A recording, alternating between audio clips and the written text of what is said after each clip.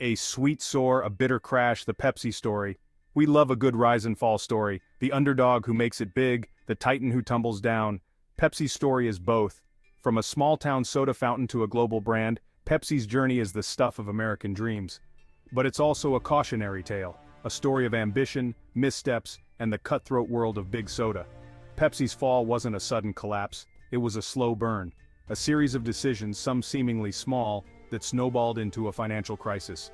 The brand that once challenged Coca-Cola's dominance was on the brink. How did this happen? How does a company that sells happiness end up drowning in debt? This isn't just about sugary drinks, it's about the inner workings of a corporation. The decisions made behind closed doors, the marketing campaigns that target our desires. It's a story that reveals the dark side of the American dream. And it all starts with a simple question: how did Pepsi, the challenger, the underdog, almost lose it all? Let's pour into this story and find out. Risky business, how Pepsi gambled its fortune. Pepsi's troubles weren't a result of one bad call. It was a series of risky moves, like a gambler pushing their luck. One such gamble was diversification. Pepsi wanted to be more than just soda. They ventured into fast food, restaurants, even owning brands like KFC and Pizza Hut. On paper, it seemed like a good idea. Spread your bets, different revenue streams. But managing restaurants is a different beast than bottling drinks. Pepsi's focus wavered. Their core product, the one that built their empire, suffered. Then there were the acquisitions, snapping up companies like Tropicana and Quaker Oats for billions. These were bold moves meant to rival Coca-Cola's dominance. But they came at a steep price, leaving Pepsi saddled with debt. Every misstep chipped away at Pepsi's financial stability. The once nimble challenger was now a lumbering giant, weighed down by debt and poor decisions.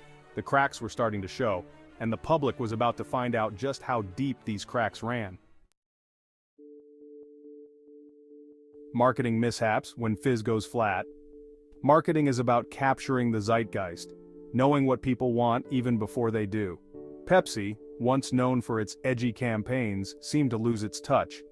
They pumped out ad after ad that missed the mark, failing to resonate with consumers. Remember the Pepsi challenge?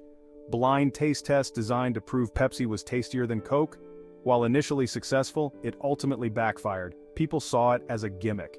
It undermined the emotional connection people have with their chosen cola. Then there were the celebrity endorsements gone wrong. Expensive campaigns featuring big names that failed to translate into sales. The disconnect between the star and the product was palpable. Pepsi was spending millions on marketing, yet their message was getting lost in the noise. The once clear voice of Pepsi had become muddled, drowned out by its own marketing misfires. And in the world of cutthroat competition, silence can be deadly. The Cola Wars, Pepsi versus Coke, a tale of two giants. You can't talk about Pepsi without mentioning Coke. Their rivalry is legendary, a constant battle for market share and cultural relevance. While Pepsi faltered, Coke seemed to weather the storm. They stuck to their core product, making calculated expansions and avoiding risky acquisitions. Coke's marketing remained consistent, playing on emotions and nostalgia. They understood that people weren't just buying a drink, they were buying a feeling. Pepsi, on the other hand, seemed to chase trends, their message becoming fragmented and unclear. This isn't to say Coke didn't face challenges, but their missteps were smaller, less damaging. They had built a stronger foundation, a more resilient brand. Pepsi, in its quest to topple the giant, had become vulnerable. The Cola Wars raged on, but one contender was clearly faltering, and the world was watching. Section 5, Public Perception, the stain on the Pepsi image. News of Pepsi's financial woes hit the public like a sour aftertaste. The once mighty brand, a symbol of American optimism, was struggling. The media, always hungry for a good story, pounced. Headlines screamed of mismanagement and impending doom. Consumers, once loyal to the brand, started to question their choices. Was Pepsi really as good as Coke? Were they supporting a failing company? The perception of the brand, carefully cultivated over decades, began to tarnish. This wasn't just about finances anymore, it was about trust. Pepsi had lost the confidence of the public, and regaining it would be an uphill battle. The once bright image of Pepsi was now clouded with doubt. Could they recover from this blow? Section 6, Bouncing Back, Lessons Learned and a New Dawn. Facing the abyss, Pepsi had a choice. Go down swinging or adapt and evolve. They chose the latter. The first step was acknowledging their mistakes. They had to face the music, both internally and publicly. They brought in new leadership, a team willing to make tough decisions. They divested from underperforming businesses, focusing on their core strengths, beverages and snacks. They restructured their operations, streamlining processes and cutting costs. This wasn't about quick fixes, it was about rebuilding from the ground up, creating a leaner, more agile company, a company that had learned from its mistakes. Pepsi's journey back from the brink was a testament to their resilience. They had stumbled, but they were determined to rise again. Section 7, The Power of Branding, From Setback to Comeback. Pepsi's near collapse highlighted the power of branding. When your brand is strong, it can weather even the toughest storms. But when it's weakened, even small missteps can have devastating consequences. Pepsi had lost sight of what their brand stood for. They had become too focused on chasing trends and mimicking their competitors. To recover, they needed to rediscover their identity. They went back to basics, focusing on what made Pepsi unique: its youthful energy, its challenger spirit. They launched new marketing campaigns that resonated with their target audience.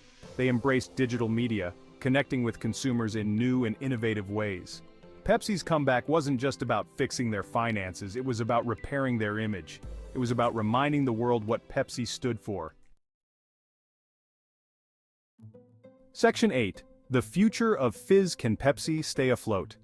Pepsi's story is, a cautionary tale about the dangers of complacency and the importance of adaptation. The company's near collapse showed that even the biggest brands are vulnerable in the ever-changing market. Today, Pepsi faces new challenges. Health concerns about sugary drinks are growing, and consumers are demanding more sustainable and ethical products. To stay afloat, Pepsi must continue to evolve. They are investing in healthier alternatives, such as bottled water and sports drinks. They are reducing their environmental impact and promoting social responsibility. Only time will tell if these efforts will be enough.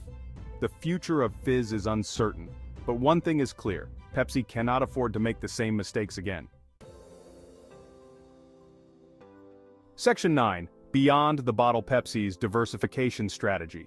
While Pepsi's ventures into fast food and restaurants proved problematic, their diversification strategy wasn't a complete failure. They learned from their mistakes and adapted their approach. Today, PepsiCo is a global food and beverage giant. They own a vast portfolio of brands including Frito-Lay, Quaker Oats, Gatorade, and Tropicana. This diversification has helped them mitigate risks and tap into new markets. PepsiCo's strategy is now focused on good-for-you and better-for-you products. They are expanding their offerings of healthier snacks, beverages, and convenient foods. They are also investing in emerging markets where demand for their products is growing. PepsiCo's diversification journey has been a roller coaster ride. But through it all, they have learned valuable lessons about risk management, market adaptation, and the importance of a balanced portfolio. Section 10. The Cola Culture: How Soft Drinks Shaped a Nation. Pepsi's story is intertwined with the story of America. The rise of soft drinks coincided with the rise of American consumerism. These sugary beverages became symbols of happiness, freedom, and the American way of life. Pepsi and Coke's marketing campaigns have shaped our cultural landscape. They have used celebrity endorsements, catchy jingles, and aspirational imagery to sell us their products. They have tapped into our deepest desires and anxieties, making us believe that their drinks are the key to a happier, more fulfilling life. The cola culture has had a profound impact on our health, our environment, and our society. It has contributed to the obesity epidemic, the plastic pollution crisis, and the commodification of everything. Pepsi's near collapse forced us to confront the dark side of our love affair with soft drinks. It made us question the costs of our consumption habits and the true price of our pursuit of happiness. Section 11. A Toast to Resilience: The Enduring Spirit of Pepsi. Pepsi's story is ultimately a story of resilience. It's a testament to the human spirit's ability to overcome adversity and emerge stronger on the other side. Pepsi's near collapse was a wake-up call, a reminder that even the most successful companies are not invincible.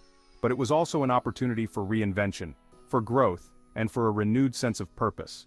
Pepsi learned from their mistakes, adapted to changing market conditions, and rebuilt their brand from the ground up.